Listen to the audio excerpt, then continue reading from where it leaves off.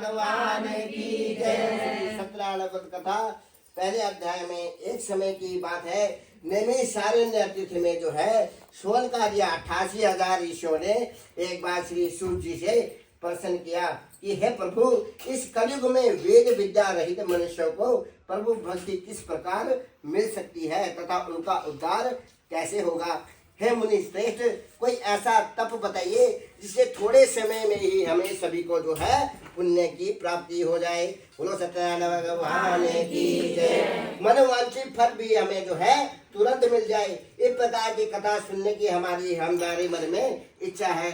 सर्व ने लक्ष्मी नारायण जी से पूछा था, उसी प्रकार मैं आप सभी को कहता हूँ।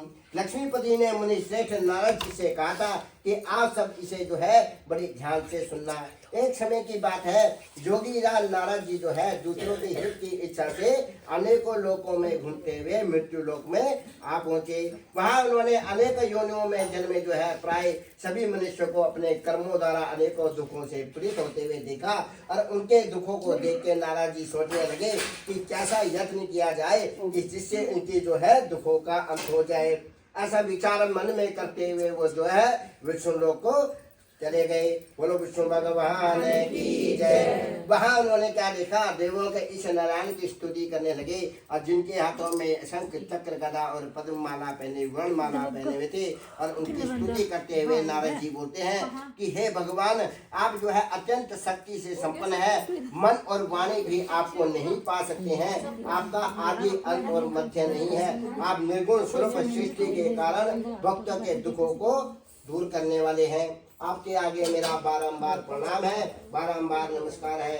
नारद जी की स्तुति सुनकर भगवान विष्णु जी बोले कि हे श्रेष्ठ मुनि, आपके मन में क्या बात चल रही है और आप किस काम से यहाँ पे पधारे हैं, निसंकोच हमें कह सकते हैं। इस पर नारद जी बोले कि मृत्यु लोक में अनेक योनियों में जन्मे मनुष्य अपने ही कर्मों के द्वारा अनेकों प्रकार से दुखी से हंसते हैं। हे नाथ, यदि आप मुझ पे दया का भाव रखते हैं तो बताइए कि मनुष्य जो है श्री सत्यनारायण भगवान का यह व्रत अच्छी तरह से जो है विधान पूर्वक करने से मनुष्य तुरंत ही यहाँ पे जो है सुख भोगकर और अंत में मरने के पश्चात मोक्ष को प्राप्त हो जाता है। बोलो सत्यनारायण भगवान की जय। श्री हरि के वचन सुनकर नारद जी बोलते हैं कि इस व्रत का क्या फल है, इसका क्या विधान है और इसको सबसे पहले किसने किया और ये किस दिन करना चाहिए, सभी कुछ हमें विस्तार पूर्वक बताइए। नारायण नारायण नारायण,